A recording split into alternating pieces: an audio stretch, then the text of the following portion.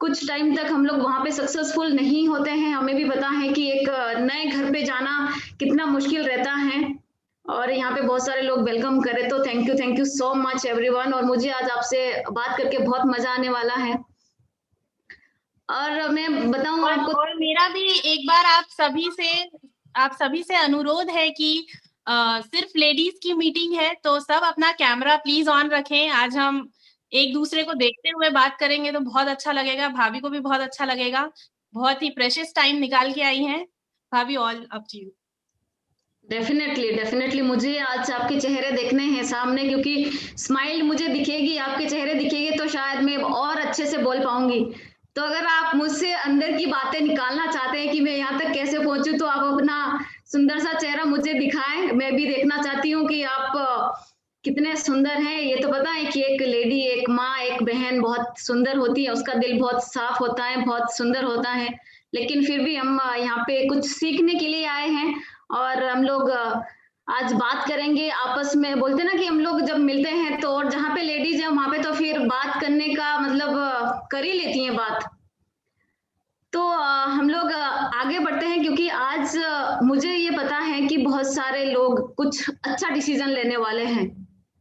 बहुत सारे लोगों की लाइफ में बहुत अप एंड डाउन रहते हैं, लेकिन उनको एक सही गाइडेंस चाहिए, सही रास्ता चाहिए, उनको एक सपोर्ट चाहिए। और लेडीज के लिए तो स्पेशली, अगर उनको सपोर्ट मिल जाए तो वो क्या से क्या कर सकती हैं। तो थोड़ा सा मैं अपने बारे में बताऊं तो मैंने आपको बता ही दिया है।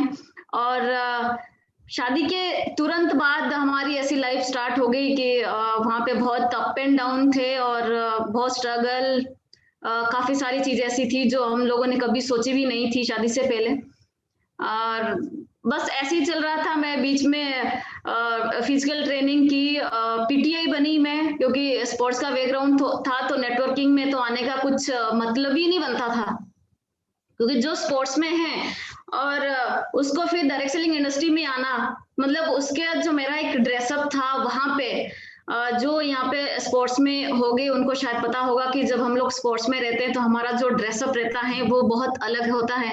और जब इस इंडस्ट्री में आना होता है या हम लोग शादी करके जब जाते हैं तो वहां पे हमें एक संस्कार को, एक उनके जो कल्चर को फॉलो करना पड़ता है। और अगर हम लोग नहीं करते हैं तो फिर तो आपको पता ही है कि बहुत सारे लोगों के आजकल डाइवोर्स हो जाते हैं, उनके रिलेशनशिप में प्रॉब्लम आ जाती है। तो मैंने भी वो सारी चीजें की, बट ये कि यहाँ पे इस इंडस्ट्री में मैं आगे बढ़ूंगी, क्योंकि आप मेरी स्टोरी के बारे में बहुत सारे लोग जानते होंगे, जो नहीं जानते वो यूट्यूब पे जा सकते हैं, क्योंकि स्टोरी बहुत लंबी है। लेकिन मैंने इस बिजनेस के लिए अपने आप में क्या चेंज किया, एज ए लेडी या एज ए माँ, क्योंकि मेरे पास दो बच्चे हैं छोटे छोटे। और जब मैंने इस बिजनेस को स्टार्ट किया तो एक बेटी 3 साल की और एक बेटी मेरी 5 साल की थी। तो मेरे पास दो ऑप्शन थे उस टाइम पे जब मैंने ये बिजनेस को स्टार्ट करना था। उससे पहले भी हम लोग काम कर रहे थे एक मानेगिनी इंटरनेशनल कंपनी में। तो वहां पे मेरे हस्बैंड काम कर रहे थे, लेकिन मैं पीछे थी, सपोर्ट करती थी लेकिन मैं पीछे थी कि आप काम करो, अभी मैं काम नहीं करूंगी। पर वही था कि एक पीछे ही थी, हमेशा पीछे ही रही, आगे कभी नहीं आई। पर यहाँ पे आके जब मुझे आगे आना था, और जब मुझे वो रियलाइज हुआ एक टाइम पे आके, क्योंकि हमें वो चीजें रियलाइज नहीं होती, एक टाइम पे आके मुझे रियलाइज हुआ जब मेरे हस्बैंड की जॉब चली गई। 80-90 हजार रुपए की सैलरी थी, गाड़ी थी, सब कुछ था, अच्छे घर पे रहते थे, गाड़ी चली गई हमारी, सैलरी जीरो हो गई, और कुछ भी हमारे हाथ में नहीं था। ऐसे ही अचानक एक दिन ऑफिस गए, और जब वापस आए तो सामान वापस लेके आ रहे थे घर। और मैंने उनसे पूछा कि आप क्यों सामान लेके आए, मतलब गाड़ी कहाँ पे है। तो कहते कि अब तो सब खत्म हो गया, और गाड़ी मेरे बॉस ने ले ली, आज से सैलरी जीरो, और ना हमारे पास अब गाड़ी है ना हमारे पास पैसा है, और हम लोगों ने सेविंग नहीं की उस टाइम पे। और मैंने अपनी बेटी को फर्स्ट में उस टाइम पे एडमिशन दिलाना था, मार्च का टाइम था, और वो भी नहीं मैं दिला पाई, एडमिशन भी नहीं दिला पाई, पैसे भी नहीं आए, और हम लोगों ने रोना धोना वो सारी चीजें स्टार्ट कर दी कि अब क्या होगा आगे। अब तक तो ठीक है, हम लोगों के पास एक लाइफ थी, जीरो से स्टार्ट किया हमने। उससे पहले का डेफिनेटली मैं स्टोरी सुनाऊंगी आपको, थोड़ा सा टाइम और उसके लिए चाहिए।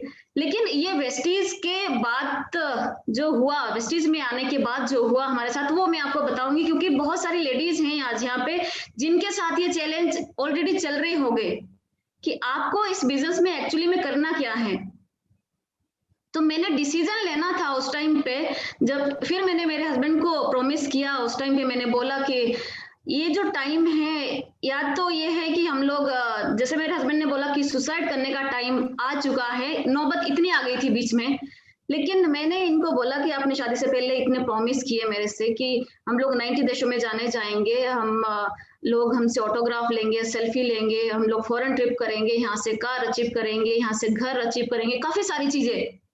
लेकिन आज आप ये बोल रहे हो कि सुसाइड करने की नौबत आ गई है, जिस सब रिश्तेदारों ने हमारा साथ छोड़ दिया है, बच्चे आज साथ में नहीं है, क्योंकि बच्चों को मैंने 6 महीने के लिए मम्मी पापा के पास छोड़ दिया था, जब हम लोग 3 महीने के लिए बीच में भूखे रहे थे, हम लोगों ने नमकीन बिस्किट खा के 3 महीने निकाले थे वेस्टीज में आने के बाद।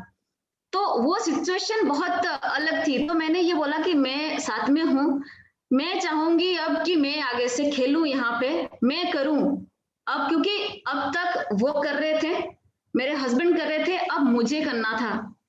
अब बात ये थी कि मैं कैसे शुरू करूं, क्योंकि 2 लोगों के सामने नहीं बोल पाती। जो स्पोर्ट्स का जो कॉन्फिडेंस था वो बिल्कुल जीरो हो चुका था। शादी के बाद जो सेल्फ इमेज थी वो बहुत डाउन हो चुकी थी। अब लोग यहाँ पे, तो लोगों का ही बिजनेस है ना हमारा, लोगों से ही बात करनी है, लेकिन लोगों से बात कैसे करूं मैं, मुझे तो बोलना ही नहीं आता है, मुझे तो इसके बिजनेस के बारे में भी तक पता नहीं है कि मैं कैसे करूं। फिर दीपक सर का फोन आया मुझे दिल्ली से, और दीपक सर ने मुझे दिल्ली बुलाया कि आपको दिल्ली आना है, और मैंने मना कर दिया उनको कि मैं नहीं आऊंगी सर, और मुझे ये बिजनेस करना भी नहीं है। तो उन्होंने मुझसे बोला कि नहीं, एक बार आप दिल्ली आ जाओ, उसके बाद आपको करना होगा तो भी ठीक है, नहीं करना होगा तो भी ठीक है। मैं दिल्ली गई और वहां पे मैंने जो उनका लेडीज के लिए एक रिस्पेक्ट देखा, हर जगह पे लेडीज को रिस्पेक्ट चाहिए, वो चाहे घर पे हो, वो चाहे बाहर हो, वो चाहे हस्बैंड से हो, भाई से हो, पापा से हो, जिससे बच्चों से हो, रिस्पेक्ट चाहिए। और जहां पे हमें रिस्पेक्ट मिल जाती है वहां पे हम लोग अपनी जान तक दे देते हैं। तो वो जो मैंने रिस्पेक्ट देखा उनका, और जिस तरीके से उन्होंने हमारा वेलकम किया वहां पे, वहां से उसी टाइम पे मैंने दीपक सर को भी बोला कि सर मुझे इस बिजनेस में अब आगे से खेलना है, काम करना है।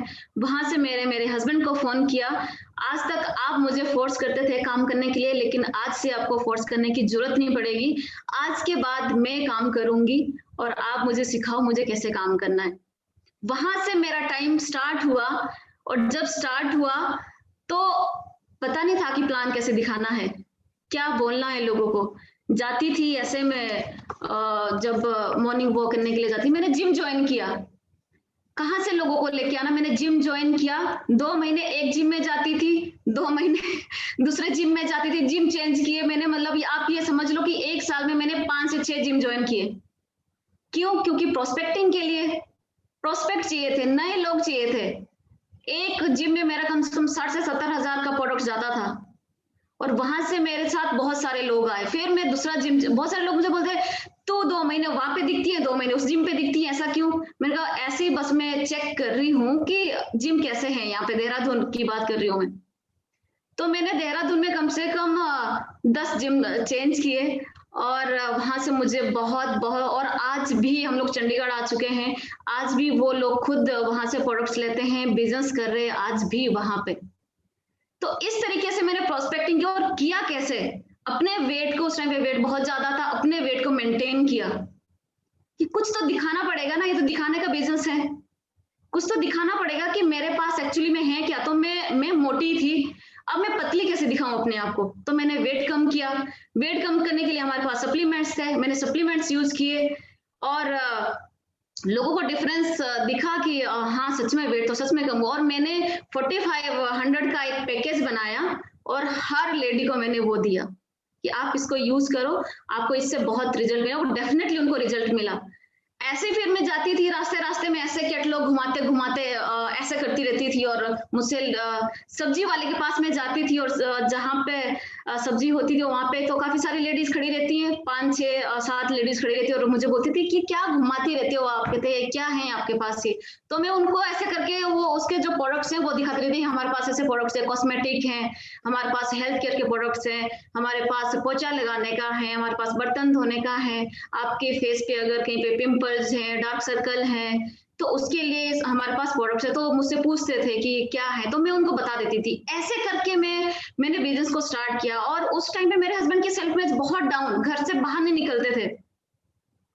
और फिर हम लोग लाखों लोगों की लाखों रुपए की इनकम दिखाते हैं ना लोगों को इसमें, कि आप लाखों रुपए की इनकम यहाँ पे कमाएंगे। अब लाखों रुपए की इनकम कमाने के लिए हम लोग दिखने भी तो ऐसे चाहिए। मैंने फिर देखा कि एक बिजनेस वुमेन, कैसे मैं अपने आप को बिजनेस वुमेन जैसा दिखाऊं, क्योंकि बिजनेस वुमेन दिखाना यहाँ पे बहुत ज्यादा जरूरी है। यहाँ पे जो मेरा ड्रेसअप स्पोर्ट्स के टाइम पे था वो ऐसा था कि मतलब शॉर्ट ड्रेस था, और जिस तरीके से वहां पे रहता है, तो यहाँ पे मेरे लिए चेंज करना फिर और मुश्किल हो गया कि यहाँ पे तो मुझे कोट पैंट डालना पड़ेगा, फुल कपड़े डालने पड़ेंगे, और सेंस होनी चाहिए कपड़े डालने की। तो मैंने YouTube पे जाके देखा कि किस तरीके से ड्रेसअप करना है, किस तरीके से मुझे बालों का स्टाइल करना है, कैसे मुझे मेकअप करना है। मेकअप नहीं आता था, मैंने कभी मेकअप नहीं किया। लोगों के सामने कैसे प्रेजेंट होना वो नहीं मुझे आता था, मैंने वो वहां से सीखा। मुझे क्योंकि पहाड़ी लैंग्वेज थी हमारी, हिंदी नहीं आती थी, इंग्लिश प्रॉपर नहीं आती थी, मैंने वो यहाँ पे आके सीखा कि किस तरीके से मुझे लैंग्वेज में अपनी कमांड करनी है, किस तरीके स्टेज पे बोलना नहीं मुझे आता था। जब हम लोग छोटी छोटी मीटिंग में वहां पे जाते थे तो मेरे हस्बैंड मुझे जानबूझ के स्टेज पे बुलाते थे कि ये आएगी और आपको कुछ बताएगी अपने बारे में, और मैं इनको SMS करती थी। उस समय छोटा सा फोन था मेरे पास, 2015 की बात है, छोटा सा मोबाइल था, और मैं इनको बोलती थी कि अगर आपने मुझे स्टेज पे बुलाया तो घर जाके हमारी लड़ाई हो जाएगी। और मुझे पता था कि अगर इन्होंने लड़ने से बचना होगा तो ये मुझे कभी भी स्टेज पे नहीं बुलाएंगे, क्योंकि हर लेडी को सबसे पहले आगे आने का डर लगता है कि नहीं मैं नहीं जा सकती स्टेज पे, तो मैं जा ही नहीं सकती, मैं तो बोल ही नहीं सकती, मेरे हाथ कांपना, मुझे पसीना आना, मतलब मेरी जुबान से थर थर थर थर कंपन स्टार्ट हो जाता था। ये बुलाते थे, कुछ मैं 2 लाइनें वहां पे बोलती थी, वापस आ जाती थी घर पे, सेम हमारी लड़ाई हो जाती थी।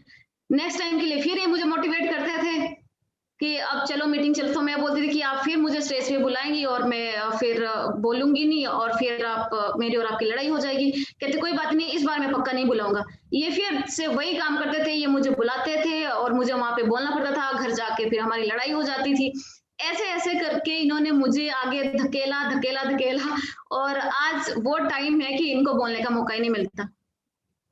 तो यहाँ पे बोल बोल के अपने आप को चेंज करके इतना चेंज कर दिया, अपने आप को इतना हार्ड कर दिया कि अब कोई फर्क नहीं पड़ता है, सामने कोई 100 लोग हो, 2 लोग हो या 1000 लोग हो, लाख लोग हो, कोई फर्क नहीं पड़ता। चेंज किया।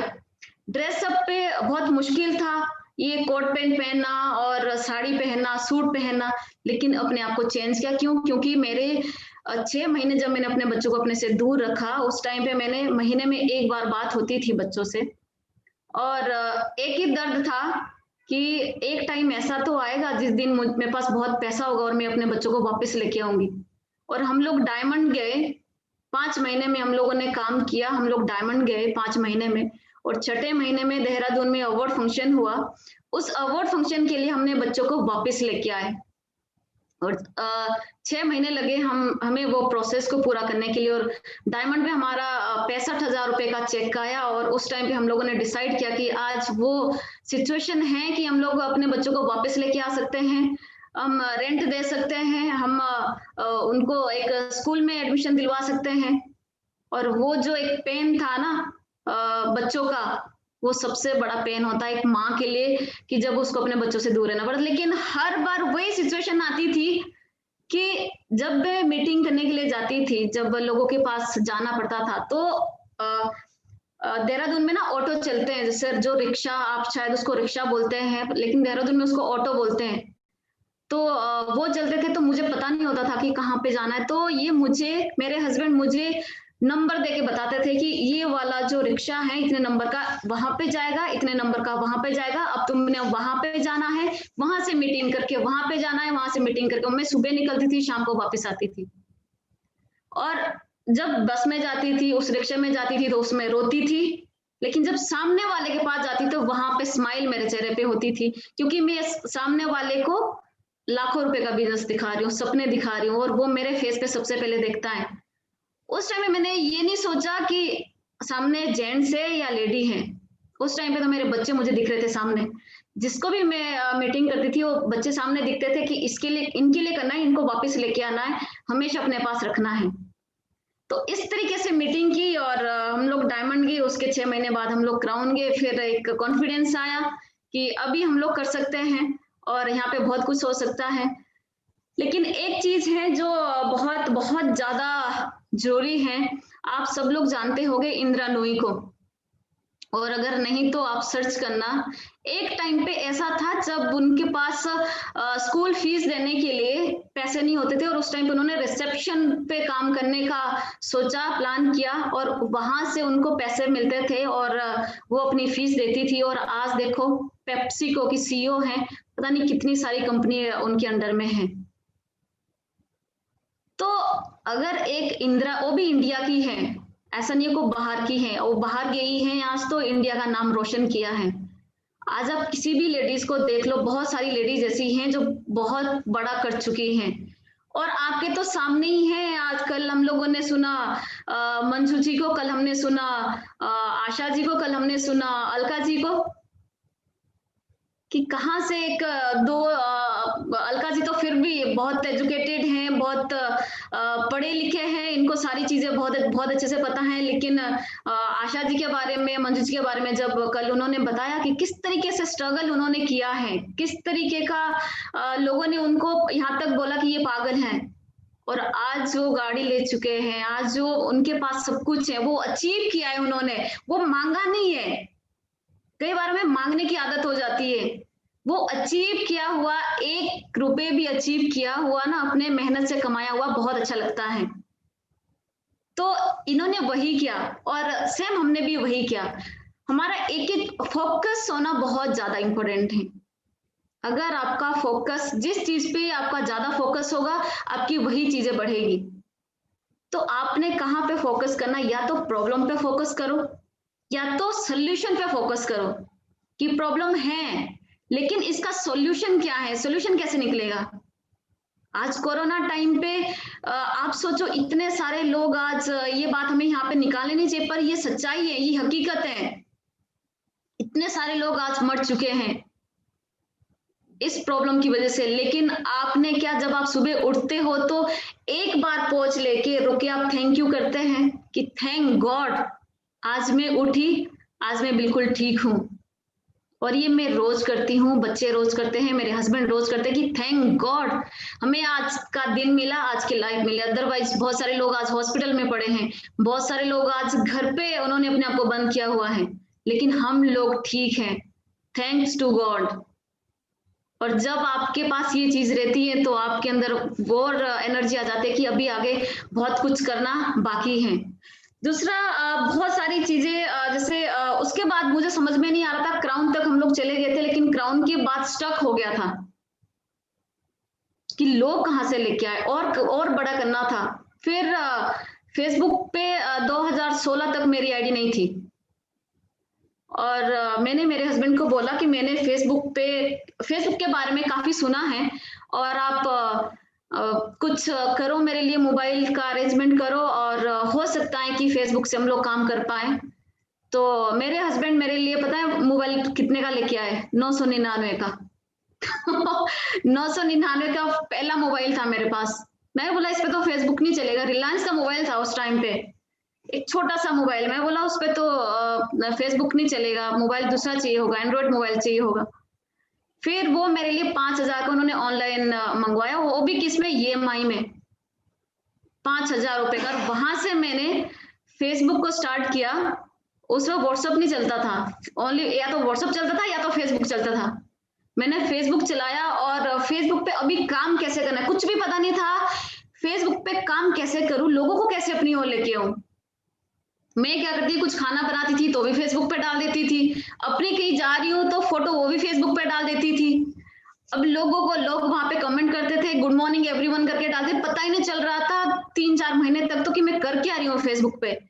जब कुछ रिजल्ट नहीं आए तब मैंने सेम वही अपने हस्बैंड से बात की कि कोई रिजल्ट नहीं आ रहे, मैं करूं क्या। तो वही फिर हम लोग मीटिंग में जाना हमने स्टार्ट किया, बड़ी बड़ी मीटिंग्स में। और वहां पे जब हम लोग जाते थे, जब स्टेज पे जाना तो वहां से सेल्फी क्लिक करना या भीड़ की फोटो दिखाना, वो फेसबुक पे डालना, छोटी छोटी वीडियोज मैंने वहां से अपने बनाने स्टार्ट की फिर, कि मैं खुद की वीडियो बनाऊं, मैं खुद की ब्रांडिंग बनाऊं। क्योंकि अगर मैंने किसी और का शेयर किया तो किसी और का नाम होगा, और अगर मैंने खुद का शेयर किया तो मेरा नाम होगा। मैंने वहां से अपनी कुछ वीडियोस बनाना स्टार्ट किया, जो जो प्रोडक्ट्स मुझे अच्छे लगे और मैंने सोशल मीडिया पर डालना स्टार्ट किया। और आप यकीन नहीं मानेंगे, विद इन 6 मंथ इतना नेटवर्क खड़ा हो गया ऑल ओवर इंडिया। और हम लोग यूसीडी चले गए उसके 1 साल बाद, और उसके 1 साल बाद हम लोग डीसीडी चले गए, सिर्फ और सिर्फ फेसबुक की वजह से। 99% बिजनेस हमारा फेसबुक से है। फिर इतनी लाइन लगी फेसबुक के, हम लोगों को मौका ही नहीं मिलता था कि कब हम लोग खाना खाएं, क्या करें, क्योंकि बात करनी थी, पहले चैट पे बात करनी थी, फिर व्हाट्सएप पे बात करनी थी, फिर उनको प्लान दिखाना था, फिर टूरिंग हम लोग इतना ज्यादा करते थे। लेकिन फेसबुक पे जब मैंने काम स्टार्ट किया, और ये लेडीज बहुत अच्छे से रिलेट करेगी आज, जब मैंने फेसबुक पे बिजनेस को स्टार्ट किया तो इतने सारे लोगों की, मतलब आप सोच नहीं सकते, आई लव यू का तो मुझे पता ही नहीं है कि वो कितनी बार वो बोलते हैं, और यहाँ तक बोलते हैं कि आपके लिए हम लोग कुछ भी कर सकते हैं। लेकिन वही था कि मुझे कहाँ पे जाना है, क्योंकि लोग आपको ले जाना चाहेंगे अपनी जगह पे, लेकिन आपको पता है कि मुझे कहाँ पे रहना है। मुझे ये पता था, मुझे सजीव सर ने ये चीज बता दी थी कि बेटा अपने करेक्टर में ही रहना, चाहे तुम्हें कोई कुछ भी बोले, तुम अपना करेक्टर मत खोना। मैंने वो करेक्टर बनाए रखा। फेसबुक पे बहुत सारे लोगों ने बहुत अलग अलग चीजें बोली, लेकिन आज भी मुझे कम से कम मुझे लगता है कि 3-4 हजार से ज्यादा लोग मेरे ब्लॉक ही हो गए फेसबुक पे। उनको ब्लॉक कर दो, ऑप्शन देती है। और दूसरा ये कि आपके साथ फ्रेंडशिप करने की बहुत सारे लोग कोशिश करेंगे, मेरे साथ फ्रेंडशिप कर लो तब मैं आपके साथ बिजनेस करूंगा, अगर ये करना है तो आप आ जाओ, हम लोग मिलते हैं, होटल में मिलते हैं, वहां मिलते हैं, वहां मिलते हैं। वो मैंने कुछ नहीं किया। सिंपल सी चीज है कि मैं बिजनेस करूं, मैं बिजनेस वुमेन हूं, आपको बिजनेस करना है तो आपका वेलकम है, अगर आपको बिजनेस नहीं करना है, अगर आपको बिजनेस नहीं देखना है तो सॉरी, हम लोग यहाँ पे फ्रेंडशिप के लिए तो नहीं है। तो आपको, जब आप इस चीज में स्ट्रांग रहेंगे, तब आपका फेसबुक पे कोई कुछ कर ही नहीं सकता। और आपको अपना पता होना चाहिए कि मेरे पास परिवार है, मेरे पास हस्बैंड है, मेरे पास बच्चे हैं, उसके बावजूद भी हमें क्यों कहाँ और जाना है, और जाने की जरूरत ही नहीं है। लोग तो लेके जाना चाहते हैं, लोग चाहते हैं कि आपके घर पे लड़ाई हो, लोग चाहते हैं कि आपका माइंड डाइवर्ट हो, लोग चाहते हैं कि आप अपना सपना भूल जाएं, लेकिन आप क्या चाहते हो। और आज भी कई बार आपने सुना, अभी जब गो क्राउन हुआ तो उस टाइम पे जब मेरा इंटरव्यू हो रहा था तो संध्या मैम ने ये चीज बोली कि लोग आपको आई लव यू तक बोलते हैं, आप उनको ब्लॉक करते हैं, उसके बावजूद भी आप फेसबुक पे इतनी एक्टिविटी डालते हैं, तो बोर नहीं हो जाते, आपको ऐसा नहीं लगता कि अब बहुत हो गया है। लेकिन मुझे कभी ऐसा नहीं लगा कि मुझे अब बंद करना चाहिए, क्योंकि डीसीडी हो गए, लाखों रुपए में इनकम आ रही है, सब कुछ बहुत अच्छा हो रहा है, अब छोड़ देना चाहिए। मुझे ऐसा लगता है कि नहीं, अब मुझे अपने लिए नहीं करना है। जो लोग मेरे साथ हैं, जो लोग मेरे विश्वास पे आए हैं, और इसके अलावा जो लोग मुझे पसंद करते हैं, मेरी टीम के अलावा, हमारी टीम के अलावा बहुत सारे लोग ऐसे हैं जो मुझे पसंद करते हैं, जो मुझे सुनना चाहते हैं, मुझे उनके लिए करना है। तो आज मुझे ये नहीं लगता है कि सब कुछ मिल गया है तो मैं स्टॉप कर दूं, अब एंजॉय करने का टाइम है। नहीं, मुझे दिन रात काम करने को मैं रेडी हूं, क्योंकि बहुत सारे लोग आज उस सिचुएशन पे हैं जिस सिचुएशन पे हम लोग थे। कमिटमेंट, कॉन्फिडेंस आपके अंदर बहुत ज्यादा जरूरी है, और आपको रिस्क लेने की कैपेसिटी होनी चाहिए आपके अंदर। इस बिजनेस में कई बार आपको रिस्क लेना पड़ता है, बहुत सारे उतार चढ़ाव आपकी लाइफ में आते हैं, लेकिन जब आप रिस्क लेते हैं ना, कोई भी, हम लोगों ने इस बिजनेस में बहुत बड़े बड़े रिस्क लिए, और एक भूख होनी चाहिए फिर आपको सीखने की, और भूख होनी चाहिए आपको सक्सेस की।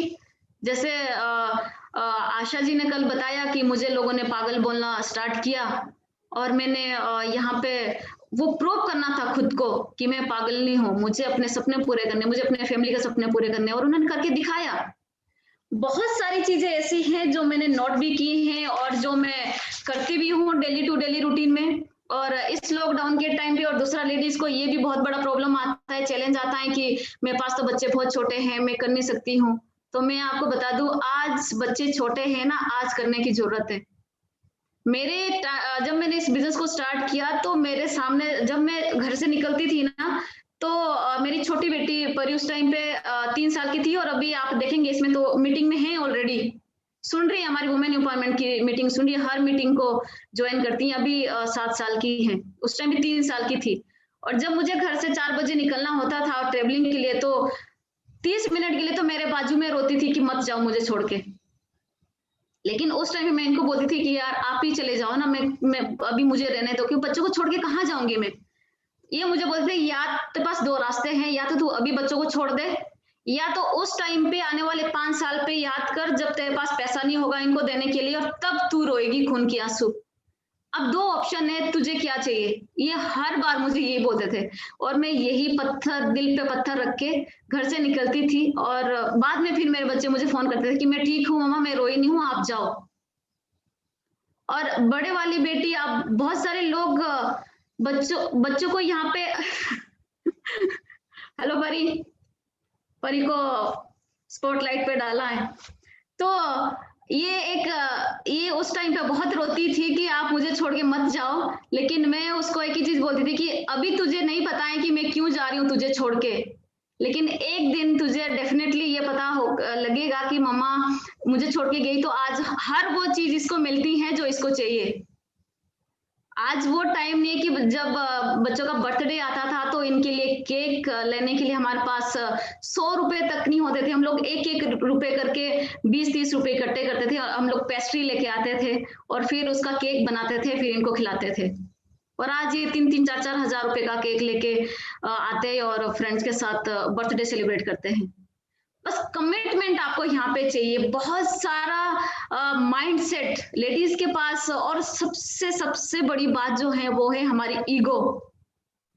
मैं आपको बताऊं तो मेरे पास बहुत बहुत बड़ी ईगो थी, इतनी बड़ी ईगो थी कि आप सोच नहीं सकते। मैं ये सोचती थी कि मेरे अलावा, मतलब मैं ही एक शेरनी हूँ, और मैं अपने आप को बहुत कुछ मानती थी। लेकिन असली औकात का पता तब चला जब सब कुछ खत्म हो गया, और वहां से मुझे फिर से अपनी औकात बनानी थी, और मुझे पता चला कि एक्चुअली में मैं क्या हूँ, और मुझे आसमान में उड़ने की जरूरत नहीं है, धरती पे भी मैं रहूंगी ना, फिर भी मैं बहुत बड़ा कर दूंगी। और ईगो, सजीव सर ने एक ही बात बोली, भारी सर ने एक ही बात बोली, बेटा स्पोर्ट्स में थी, एटीट्यूड बहुत ज्यादा है, और अगर सक्सेस होना है यहाँ पे तो तुझे ईगो छोड़नी पड़ेगी। मेरे लिए बहुत मुश्किल था, मैंने ईगो को छोड़ा, यहाँ पे खत्म कर दिया, पैर के नीचे कुचल दिया ईगो को, कुछ नहीं ईगो रखा, और आज आपके सामने हूं। कहीं पे अगर आपको लगता है कि मुझे बहुत बड़ा करना है, अपनी ईगो को छोड़ दो। कहीं ना कहीं हमारी ईगो हर्ट होती है, हम लोग बहुत इमोशनल है। कुछ लोग हमें बोल देते तो हम लोग रोना शुरू कर जाते हैं, हम लोग हार मान लेते हैं। हार मत मानो, आप सब कुछ कर सकते हो। दुनिया की कोई चीज ऐसी नहीं है जो आप नहीं कर सकते हो। सोचो कि आप एक बच्चा पैदा कर सकते हो, माँ एक बच्चा पैदा कर सकती है, और जब वो बच्चा पैदा करती है ना तो उसको 12 डेसिमल का दर्द होता है, और जब एक कोई मरता है तो उसको 10 डेसिमल का दर्द होता है। तो जब हम लोग बच्चा पैदा कर सकते हैं, जब वो दर्द आपको आज भी वो महसूस होता होगा, कमर में दर्द, जब वो बच्चे के टाइम पे आपको दर्द होता था, हमें दर्द होता था, लेकिन जब हम लोग इतना बड़ा दर्द को महसूस करके बच्चा पैदा कर सकते, तो ये बिजनेस तो बहुत छोटा है, ये कुछ भी नहीं है। बस कमिटमेंट चाहिए यहाँ पे आपको, और एक ऐसा पेनफुल ड्रीम चाहिए, जब जब आपको याद आए तो आपकी आंखों में आंसू आए कि इसके लिए करना है यार। और मेरे सामने वो मेरे बच्चे थे, मेरे हस्बैंड थे, जिनका कॉन्फिडेंस 0 हो चुका था। और एक वाइफ कभी भी ये नहीं चाहेगी कि मेरे हस्बैंड का कॉन्फिडेंस डाउन हो। और मुझे याद है हम लोग देहरादून में रहते थे, और जब लोग इनको अपनी बाइक पे उठा के लेके जाते थे और बोलते थे कि तुझे तो मैं नंगा घुमाने वाला हूँ देहरादून की मार्केट में, और हमारे घर पे सुबह सुबह लोग आते थे पैसा मांगने के लिए, और हमने अपने घर की घंटी खराब कर चुके थे, इन्होंने अपने मोबाइल की जो घंटी है उसको भी बंद कर दिया था, साइलेंट पे फोन रख दिया था, और आज तक साइलेंट में है वो। आज भी डर लगता है, जबकि आज किसी का कर्जा नहीं है, आज सबका कर्जा वापस दे चुके हैं हाथ जोड़ के इस बिजनेस से, लेकिन फिर भी वो अंदर चीजें हैं। तो अगर आप चाहते हो कि वो लाइफ चाहिए, और आज हम लोगों के पास हर वो चीजें, पैसा है, घर है, गाड़ी है, जहां जाना है वहां जा सकते हैं, जितना पैसा खर्च करना है उतना पैसा खर्च कर सकते हैं, घर वालों को दे सकते हैं, जिनको पहले हम लोग ये बोल बोल के हमने 13-14 साल निकाले कि हमें सिर्फ और सिर्फ 90 डेज का टाइम एक बार दे दो, 90 डेज में हम लोग कुछ करके दिखाएंगे, लेकिन वो 90 डेज कभी नहीं आया। लेकिन यहाँ पे वो 90 डेज आया और आज हर महीना बिना पूछे बिना मांगे पेरेंट्स को पैसा जाता है, उनको मांगने की जरूरत नहीं है। खुद जैसे ही 10 तारीख को पैसा आता है, सबसे पहले उनके अकाउंट में पैसा जाता है। तो ये कब हुआ? जब हमने यहाँ पे काम किया। तो आपके लिए भी एक ही है, आप पढ़े लिखे हो नहीं है कोई मैटर नहीं करता, डिग्री है नहीं है कोई मैटर नहीं करता, आप सुंदर हो नहीं है कोई मैटर नहीं करता, लोग आपके बारे में क्या बोल रहे हैं कोई मैटर नहीं करता। आपके सामने सिर्फ और सिर्फ आप अपनी अपलाइन के लिए भी काम मत करो, जिन्होंने आपको ज्वाइन करवाया उनके लिए भी आप काम मत करो, आप सिर्फ और सिर्फ अपने लिए काम करो। आप इस बिजनेस में आए, ये अपलाइन ने हमारे ऊपर बहुत बड़ी मेहरबानी की है कि ये बिजनेस हमें दिया, और उनका एहसान हम लोग मरते दम तक नहीं भूल सकते। लेकिन इसके अलावा इसके बाद अब हमें ही करना है, और आप कर सकते हो। सिर्फ और सिर्फ डिसीजन लेने की पावर है, आपके हाथ में पावर होनी चाहिए। और किसी के हस्बैंड अगर आपको रोक रहे इस बिजनेस को करने के लिए, तो आपको उनको ये पावर दिखानी पड़ेगी कि इस बिजनेस की पावर एक्चुअली में क्या है। अगर एक ये सिंपल गांव से आई हुई लेडी कर सकती है, मैं भी सिंपल गांव से आई थी, मैं भी शहर की नहीं हूं, लेकिन शहर ने मुझे शहर की बना दिया है, शेरनी बना दिया है। तो आपके अंदर भी तो यही पावर है ना, जो पावर अलका जी में है, जो पावर अंजू में है, जो पावर आशा जी में है, आप में भी तो सेम पावर है ना। यहाँ पे पायल जी बैठे होंगे, जो पावर उनके अंदर है। काफी सारी लेडीज हैं यहाँ पे, जो इन्होंने करके दिखाया आप भी तो करके दिखा सकते हो ना। सिर्फ डिसीजन लेने की चीज है एक, कि आपको डिसीजन लेना है, राइट डिसीजन लेना है। आपकी इतनी अच्छी अपलाइन जो आपके लिए दिन रात आपके साथ मेहनत करने के लिए, आपको उठाने के लिए रेडी है, आपको सिर्फ और सिर्फ डिसीजन लेना है, इनकी बात सुननी है और काम करना है। हमने यही किया यहाँ पे इस बिजनेस में। जब आप आते हो, कुछ सिस्टम है, कुछ रूल है, उस रूल के अगेंस्ट नहीं जाना है। और मैंने उस रूल्स के अगेंस्ट आज तक नहीं गई। आज तक विनिंग टीम की कोई भी मीटिंग ऐसी नहीं है जो मैंने छोड़ी हो, वेस्टेज की कोई भी मीटिंग ऐसी नहीं है जो मैंने छोड़ी हो। हर वो मीटिंग मैंने अटेंड की, और विद ड्रेस कोड। मैंने कभी भी नॉर्मल ड्रेस में नहीं गई मीटिंग में, हमेशा ड्रेस में गई। और यहाँ तक कि देहरादून से जब दिल्ली हम लोग जाते थे, तो हर होटल का कोई ना कोई हमारे साथ बिजनेस में ज्वाइन है। सिर्फ और सिर्फ क्या पहचान थी कि ये आती है, सिर्फ इसके पास ये ड्रेस रहता है, ये कुछ तो काम करती है। और हर कोई मुझसे पूछता था कि आप क्या काम करते हो, मैं उनको बताती थी, उनका नंबर लेती थी। यहाँ तक कि कुछ लोगों को तो मैंने वहीं के वहीं ज्वाइन करवा दिया। तो सिर्फ और सिर्फ आपका कॉन्फिडेंस यहाँ पे देखा जाता है, और आपकी लगन यहाँ पे देखी जाती है, और बाकी कुछ भी नहीं है यहाँ पे, एक्स्ट्रा कुछ भी नहीं करना है। शॉपिंग करने की पावर हमारे हाथ में है, डिसीजन लेने की पावर हमारे हाथ में है, करके दिखाने की पावर हमारे हाथ में है, और बाकी तो सब कुछ हो जाएगा। यहाँ पे इतना नाम आपको मिलता है ना, इतना प्यार आपको मिलता है ना। अलका जी को हम लोग नहीं जानते थे, अक्षत भैया को हम लोग नहीं जानते थे, लेकिन इस इंडस्ट्री में ऐसे लोग हमें दिए, ऐसे फ्रेंड हमें दिए, ऐसी फैमिली हमें दी। हम लोग शायद आपको जानते नहीं थे यहाँ पे, लेकिन जब कल 2 लेडी हमारी मीटिंग में और आई, तो हम लोगों ने उनको जाना, उनकी फीलिंग को सुना। आज यहाँ पे इतने सारे लोग हैं। मैं शायद बहुत सारे लोगों को नहीं जानती होंगी, लेकिन मुझे बहुत सारे लोग जानते होंगे। तो ये चीज आपको यहाँ पे मिलती है। आप अपने दिल में, जो आपके दिल में इतने सालों से छुपा हुआ है, आप उसको बाहर निकालना चाहते हैं, आप अपनी सक्सेस को दिखाना चाहते हैं, आप लोगों को दिखाना चाहते हैं कि यार मैंने कुछ कर दिया है इस जिंदगी में। तो वो एक स्टेज है आपके लिए, विनिंग टीम का स्टेज। वहां पे आप शेरनी की तरह दहाड़ सकती हैं और दुनिया को बता सकती है कि यस आई कैन डू। तो ये चीज यहाँ पे है, बस ये है कि बिंदास होके, और एक वो जो जाल हमने अपने अंदर बना के रखा हुआ है कि हम लोग लेडीज हैं, हम कर नहीं सकते, वो निकालना है। और एक बार, सिर्फ एक बार बच्चों की साइड देख के, और उस हस्बैंड की साइड देख के जिसने हम पे भरोसा किया है, या जो अभी हम पे विश्वास नहीं कर पा रहा है, हमें उनको best of the best prove करके दिखाना है। और आप दिखा सकते हो। हमारे पास सिस्टम बना बनाया है, थाली सजी हुई है, सिर्फ और सिर्फ खानी है। खाने की कोशिश नहीं करनी है, खानी ही है, और काम हो जाएगा। सो आई होप कुछ आज मैं ट्रांसफर कर पाई हूँ और आपको बता पाई हूँ कि मैंने इस बिजनेस में जो किया, खुद का डिसीजन लिया, खुद से काम किया और खुद से प्लान दिखाए। मुझे पता है कि मैं एक एक दिन में 12-12 प्लान देती और मेरा ये जो हाथ है ना दुख जाता था प्लान देते देते, और लोग मुझे पागल बोलते थे। लोग काफी सारी चीजें मेरे बारे में बात करते हैं, ये बच्चों को छोड़ के जाती हैं, कैसी माँ है, 2 साल बेटी को स्कूल ने डाला है, उसके बावजूद भी ये घूमते रहते हैं, इधर उधर जाते रहते हैं, घर पे बच्चों को अकेले छोड़ते हैं। लास्ट ईयर हमने फॉरेन ट्रिप पे जाना था फैमिली रियूनियन के बाद, और 10 दिन के लिए बच्चों को अकेले छोड़ना था घर पे। और मैंने गौरी से बात की, मेरी बड़ी बेटी से, कि बेटा, उस टाइम पे 8 साल की थी, कि अब हमने फॉरेन ट्रिप पे जाना है, 10 दिन की बात है, घर से कोई आ नहीं रहा है, अभी क्या करें। मेरी बेटी ने मेरी साइड देख के एक ही चीज बोली, मम्मा सोचो मत, आप जाओ, दरवाजे से पीछे मुड़ के नहीं देखना, आपने सिर्फ बाहर जाना है।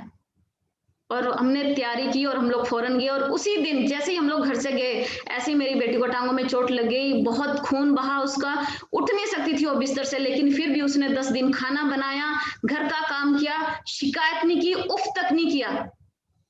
और 10 दिन तक फौरन पे हम लोग थे, बात भी नहीं कर सकते थे, वहां पे फोन भी नहीं लगता था, हमें पता भी नहीं था कि बच्चों का क्या हो रहा है घर पे, लेकिन बच्चे हमारे सेफ थे।